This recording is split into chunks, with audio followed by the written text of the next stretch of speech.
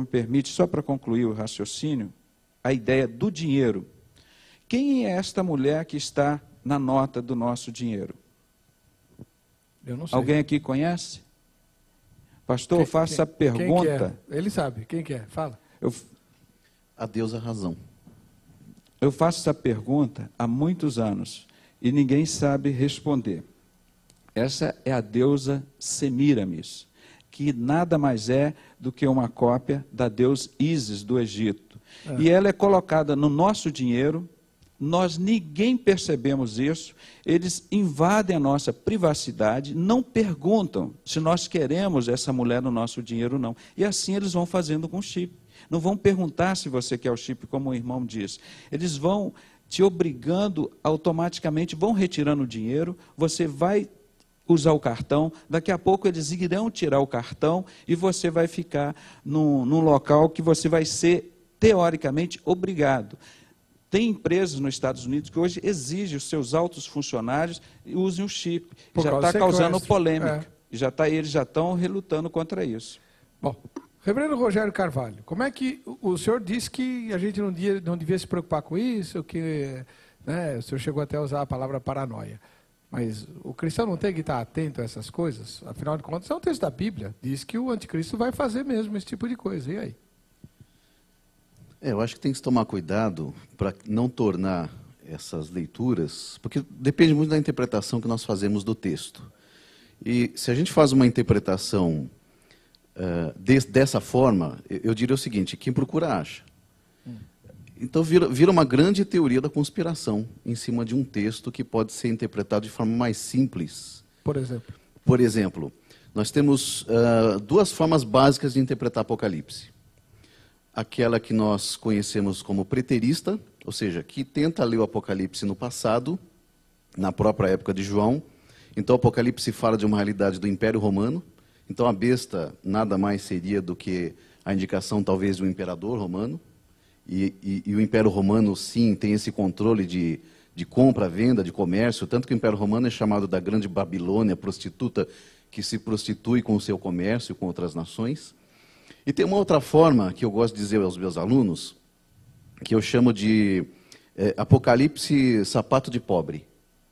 Ou seja, que é o futurista. Sabe como é que é sapato de pobre, né? Não. Sapato de pobre serve em qualquer pé. Então, quer dizer, o Apocalipse acaba servindo para qualquer tipo de interpretação futurista que a gente queira.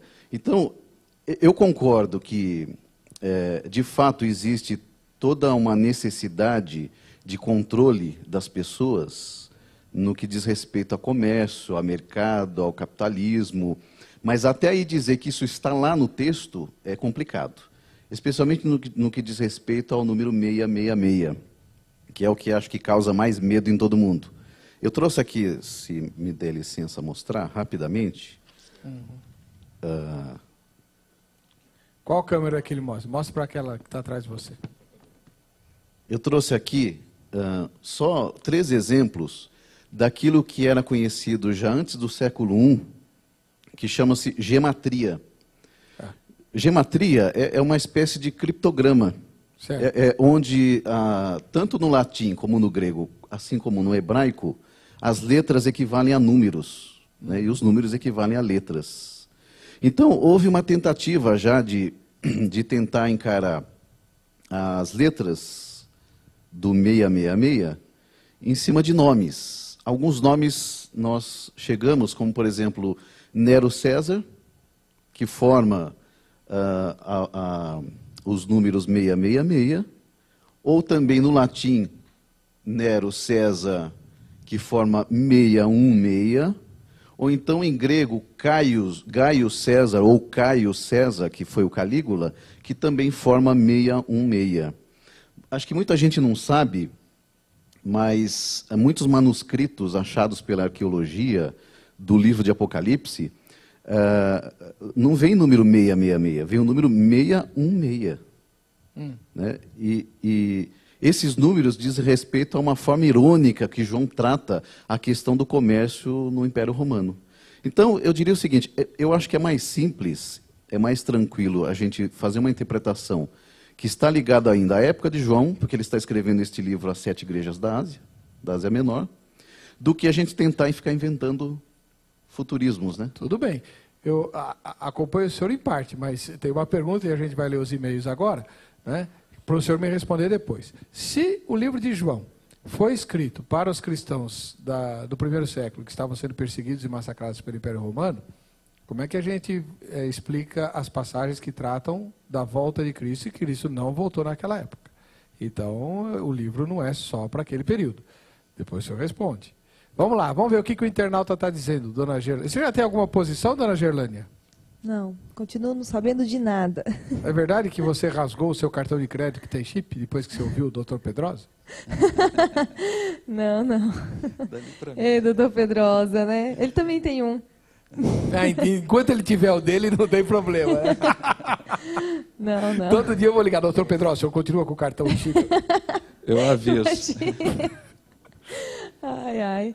Bom, tem um e-mail do Daniel, que escreve de Taguatinga, no Distrito Federal. Na verdade, é uma coincidência, mas é melhor não arriscar. Pode até ser que o chip não seja a marca da besta, mas sua colocação na testa ou na mão é muito duvidosa e temos que ter cautela. Se fosse para colocar no tornozelo, não tinha problema. Ai. O próximo é do Fabiano, que escreve de Campos, no Rio de Janeiro.